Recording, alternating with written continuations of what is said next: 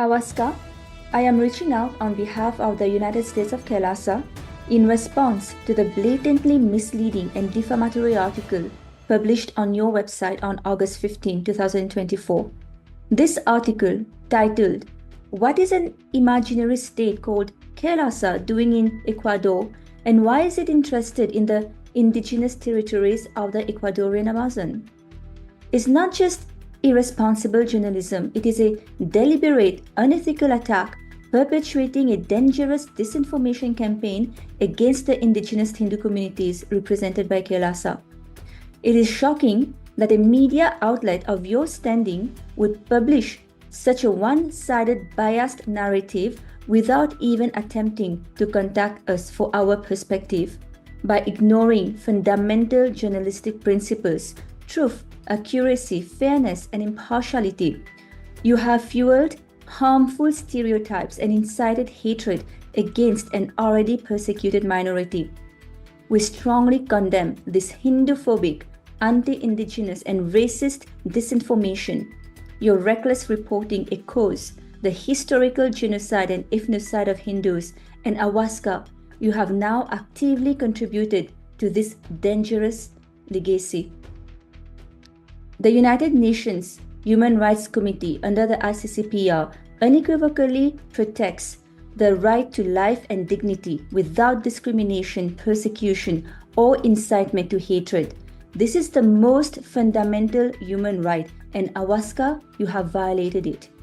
You have no moral, ethical, or legal right to attack our dignity, our religion, or our Guru Parampara.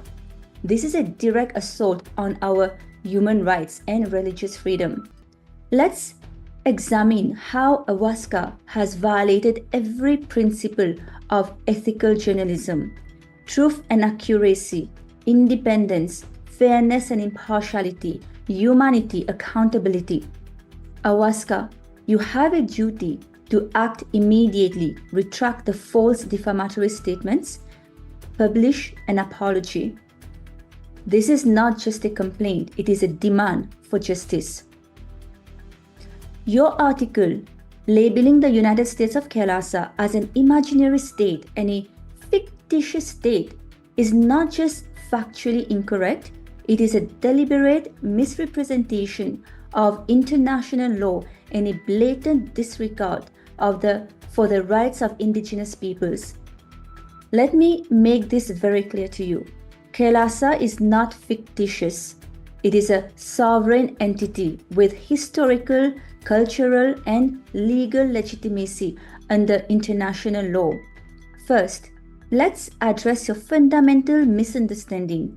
You label KAILASA as fictitious, but tell me this: are Taiwan, Kosovo states? Some recognize them and others don't. But what is undeniable is that self-determination is a human right enshrined in the United Nations Charter. The right to exist, the right to preserve one's culture, the right to religious freedom, these are not negotiable. The International Covenant on Civil and Political Rights, ratified by 178 nations, states clearly, all peoples have the right of self-determination. KAILASA citizens are exercising that very right. Now, let's dismantle your false narrative with facts. Under the Montevideo Convention, the 4 criteria for statehood are a permanent population, a defined territory, a government, and the capacity to enter into diplomatic relations with other states. KAILASA fulfills all 4. We have a permanent population, millions of Hindus united by culture, history, and faith. We have a defined territory, lands where our traditions have thrived for millennia. We have a functional government, and we engage in diplomatic relations evidenced by our agreements with indigenous nations and municipalities worldwide. Your refusal to acknowledge this is not just ignorance, it is an attack on indigenous sovereignty. Would you dare to call Tibet's government in exile fictional? What about the Sovereign Order of Malta? which lost its territory centuries ago but remains a recognized sovereign entity. Or Poland, which was erased from maps during the World War II but never ceased to exist in the hearts of its people. Kailasa is a government in exile, established to protect the Hindu civilization from erasure. It was formally revived under the leadership of the Supreme Pontiff of Hinduism, Bhagavan Nithyananda Paramashivam, inheriting the unbroken lineage of 21 ancient Hindu kingdoms. By international law, our sovereignty does not depend on your recognition. International law recognizes the doctrine of continuity. A state's legacy, a state's legal personality persists even during occupation or annexation. Portugal, Genoa, Ethiopia, Austria, all were re-established after periods of foreign domination. And Kailasa is no different. Our sovereignty was never extinguished. It was preserved and revived. The Vienna Conventions explicitly state that historical forms of statehood retain their rights. Kailasa is the continuation of ancient Hindu sovereign states with all the diplomatic privileges that entails. Let's call this what it is: Hinduphobia. When the Vatican is respected, when the sovereign order of Malta is recognized, why is Kailasa denied the same dignity? Because we are Hindu? Your article isn't just inaccurate, it is discriminatory. It perpetuates the erasure of indigenous voices. Kailasa is a peaceful humanitarian nation, yet we are met with ridicule and denial. This is not journalism, this is bigotry masquerading as fact. AWASQA, you have a choice. Correct your misinformation or expose yourself as purveyors of Hinduphobic rhetoric. Kailasa will continue to thrive with or without your recognition. The world is waking up to the rights of indigenous peoples, and no amount of dismissive labeling can change the truth. Kailasa is real, Kailasa is sovereign, and Kailasa will not be silenced. Your article is not just misleading, it is dangerous. You falsely claimed that Kailasa representatives intended to force communities into agreements, a blatant lie. You falsely labeled our treaty with indigenous nations in Bolivia as fictitious, another lie. And you falsely claimed that Kailasa is generating suspicions among territorial leaders, yet another fabrication. But let's be very clear. This isn't just about Kailasa. This is a direct attack on the right to self-determination of indigenous nations, a right guaranteed under the Bolivian constitution. The treaty stands legally valid. Because Bolivia's constitution explicitly upholds the right of indigenous nations to self-governance. This treaty is a powerful declaration of unity, a collective assertion of their inherent rights.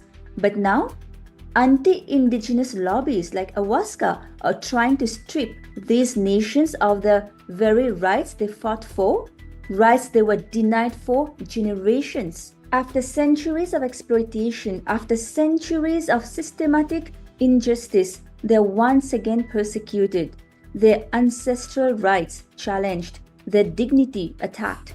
But here's the truth. The treaty was duly notarized. It was protocolized under Bolivian law. Every clause was followed to the letter.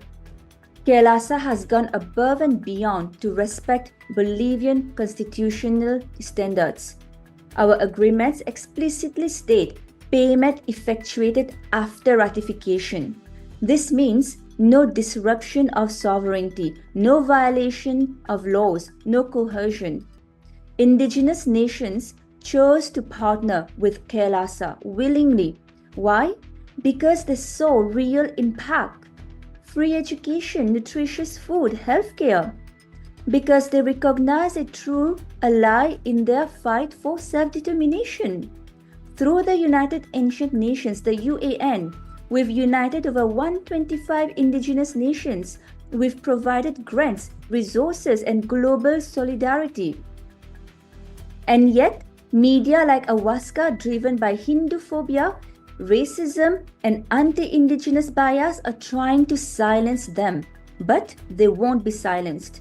They stand with Kailasa despite your lies. AWASQA, stop peddling misinformation, stop attacking indigenous rights, and start respecting the choices of sovereign nations. The world will hear their truth. Enough is enough. AWASQA, your article crossed a line here. One that exposes not just ignorance but a deep-seated prejudice against Hinduism and its spiritual leaders. Let's dissect this blatant Hindumasia here, shall we? Your piece labels Kailasa as a right-wing pro-fascist religious sect and dismisses His Divine Holiness, the Supreme Pontiff of Hinduism, Bhagavan Nithyananda Paramashivam, as a self-proclaimed Hindu religious leader. And tell me this, AWASQA, would you dare use such a language for other faiths? Imagine calling the Dalai Lama self-proclaimed because Tibet's political exile forced his lineage to continue outside its homeland, or mocking the Pope as self-proclaimed during the Avignon papacy when the Church's temporal power was in crisis. Unthinkable, right? Yet you weaponize these terms against Hinduism, an indigenous tradition already marginalized globally. This isn't journalism. This is supremacist propaganda. Your article commits 3 unforgivable sins. One is delegitimizing Hindu beliefs by framing indigenous traditions through racist colonial lenses. 2. Undermining the Supreme Pontiff of Hinduism's spiritual authority, despite his former coronations in unbroken millennia-old lineages, like the 5,000-year-old Madurai upheld by Indian courts. Mocking the Guru Parampara, the sacred succession of gurus, by reducing it to self-proclaimed theatrics. Would you ridicule the apostolic succession of the Pope? No, because Hinduism alone is fair game for your ridicule. Let's educate you on facts that you conveniently ignored. The Supreme Pontiff of Hinduism is the 293rd Pontiff of the Madurai Adinam, a title legally recognized by the Madras High Court. He is the Acharya Mahamandireshwar of the Atal Akhara and Mahanirvani Akhara, the same lineage that initiated Gautam Buddha. Shri Mahant Ravindra Puriji of the Akhir Bharatiya Akhara Parishad, representing 2.5 million Hindu monks, declared the Supreme Pontiff of Hinduism as the Supreme Pontiff of Hinduism and Hinduism's greatest protector. Akhil Bharatiya Akhara Parishad अध्यक्ष पद के लिए सोमवार को प्रयागराज में हुए चुनाव में रविंद्र पुरी महाराज को अखाड़े का नया अध्यक्ष चुना गया है। हमारे सनातन के सबसे बड़े प्रहरी हमारे महामंडलेश्वर स्वामी नित्यानंद गिरी जी महाराज को नमन और प्रणाम करता हूँ। मैं समझता हूँ सनातन के सबसे प्रथम पुरुष आप है जिन्होंने इतना बड़ा कैलासा बनाया है। कहना बहुत आसान है, करना बहुत मुश्किल। मैं महाराज श्री आपको नमन करना चाहता हूँ। आपको हम निरंजनी अखाड़े का आचार्य महामंडलेश्वर बनाना चाहते थे, इसलिए हम बेंगलोर में गए थे। जो हमारा निरंजनी अखाड़ा है उसके विषय में चर्चा हुई थी। आपको हम निरंजनी अखाड़े का आचार्य महामंडलेश्वर बनाना चाहते थे। मैं भारत से, प्रयागराज की भूमि से महाराज श्री को नमन प्रणाम करता हूँ। महाराज श्री आपका आशीर्वाद हम सब पे सदा बने रहे। हर हर Mahadev. Hinduism isn't just a religion, it is a knowledge system with a rigorous process to recognize incarnations, prophecies, childhood signs, testing, and coronation by peer pontiffs. The Supreme Pontiff of Hinduism's divinity was affirmed by all of these. Your article isn't just biased reporting, it is hate speech. You profit by inflaming hatred against Hindus while hiding behind the veneer of journalism. We demand an immediate retraction and apology. The Hindu diaspora will not be bullied into silence by Hindu music propaganda. The world is watching, AWASQA. Choose accountability over bigotry. And your false accusations against the Supreme Pontiff of Hinduism, Bhagavan Nithyananda Paramashivam, are not just lies. They are a deliberate, malicious campaign to defame a Hindu spiritual leader who has revived the Hindu state of Kailasa. And today, we are exposing your deceit. The Supreme Pontiff of Hinduism has never been convicted of any crime. Not rape, not assault, not kidnapping, not confinement. These are fabricated charges pushed by anti-Hindu forces who cannot stand the resurgence of Hinduism under his leadership. You claim a Karnataka court issued a non-bailable warrant? Where's the conviction? After 15 years of persecution, not a single court has found him guilty. The doctrine of res judicata and double jeopardy apply here. US courts have already dismissed these false allegations. The accusers, Aarti Rao and Vinay Bharadwaj, were fined millions and even imprisoned for defamation and malicious prosecution. The Ohio court dismissed the rape claims. In just 1 year, Michigan issued arrest warrants against Aarti Rao for contempt. California imposed legal sanctions for her lies. Yet, the Hindu-phobic media stays silent on this exoneration. This witch hunt began in 2010 with a deep fake video. Media outlets like the Sun TV and Nakiran run this fake narrative, sparking 17,000 plus hours of hate speech, online hate speech, and 25,000 plus defamatory articles across 50 countries. The Supreme Pontiff of Hinduism was unlawfully detained for 53 days.